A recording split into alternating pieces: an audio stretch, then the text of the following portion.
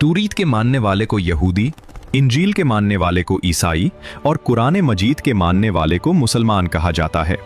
लेकिन ज़बूर के मानने वालों को क्या कहा जाता है, और ये किताब दरअसल थी क्या? ये सवाल हमेशा से तारीख और मजहबी तहकीक में एक दिलचस्प मकाम रखता है।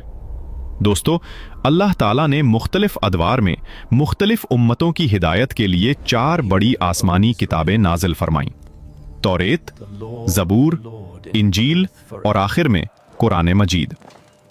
इनमें से ज़बूर एक ऐसी इल्हामी किताब है जिसका जिक्र कुरान मजीद में भी मौजूद है।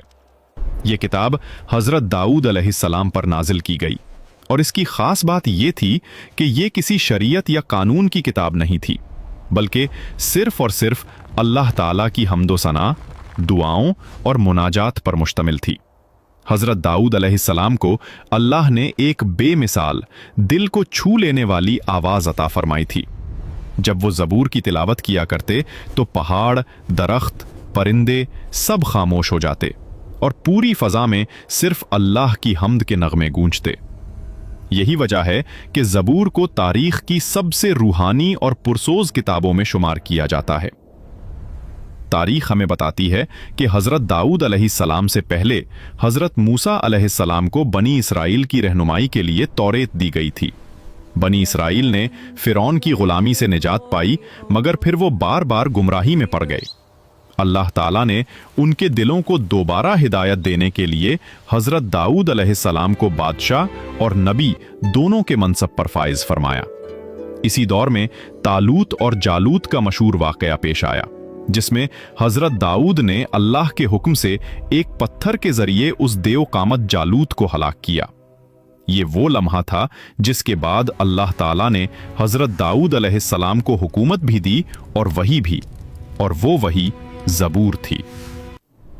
ज़बूर की आयात, गीतों, मज़ामीर और मुनाजात में दिलों को झुंझोड़ देने वाली बातें हैं। ये किताब इंसान को याद दिलाती है कि असल ताकत शरीयत में नहीं, बल्कि ईमान, जिक्र और बंदगी की रूह में है। ज़बूर के अशार में अल्लाह ताला की हम्द, उसकी कुदरत, इंसाफ, रहमत और मखलूक के लिए मोहब्बत के अल्फाज मिलते हैं। यही वजह है कि ज़बूर को रूहानी सुकून की किताब कहा जाता है। हज़रत दाऊद अलैहिस्सलाम की इबादतगाह, जिसे बाद में हज़रत सुलेमान अलैहिस्सलाम ने मुकम्मल किया, हैकले सुलेमानी कहलाई। इसी मकाम पर ताबूत सकीना रखा गया, जिसमें हज़रत मूसा और हज़रत हारून अलैहिस्सलाम के तबर्रुकात मौजूद थे। ये जगह बाद में यहूदियों और मुसलमानों दोनों के लिए एक मुक़द्दस मकाम बन गई। रिवायात के मुताबिक ज़बूर में 150 नगमे शामिल थे, जिनमें से 73 हज़रत दाऊद अलैहिस्सलाम से मंसूब हैं। ये नगमे अल्लाह से मोहब्बत, शुक्र, खौफ, उम्मीद, सब्र और शुक्रगुजारी के जज्बात से लबरेज थे। अहादीस में जिक्र है कि ज़बूर में नबी आखिरुज़्ज़मान हज़रत मोहम्मद सल्लल्लाहु अलैहि वसल्लम की भी बशारत दी गई, जिन्हें मुही यानी ज़मीन से बदपरस्ती ख़त्म करने वाले के लक़ब से याद किया गया। कुरान मजीद ने ज़बूर की तस्दीक की है और फरमाया, हमने ज़बूर में लिख दिया कि ज़मीन के वारिस मेरे नेक बंदे होंगे। सूरतुल अंबिया 105। ये आयत दरअसल ज़बूर की इसी तालीम का तसलसल है कि अल्लाह की ज़मीन जुल्म नहीं बल्कि नेकी और अदल से आबाद होगी।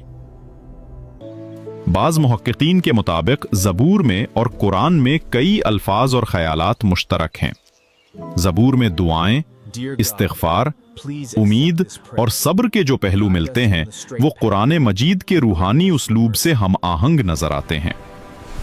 यहूदी आज भी हैकले सुलेमानी या उसके मुतबादिल इबादतगाहों में ज़बूर की तिलावत करते हैं, जबकि बाज़ इस्लामी उलमा ने सहीफ़ा सज्जादिया को ज़बूर आले मोहम्मद का नाम दिया, क्योंकि इसमें भी मोहब्बत, दुआ, आजजी और रूहानी गहराई पाई जाती है।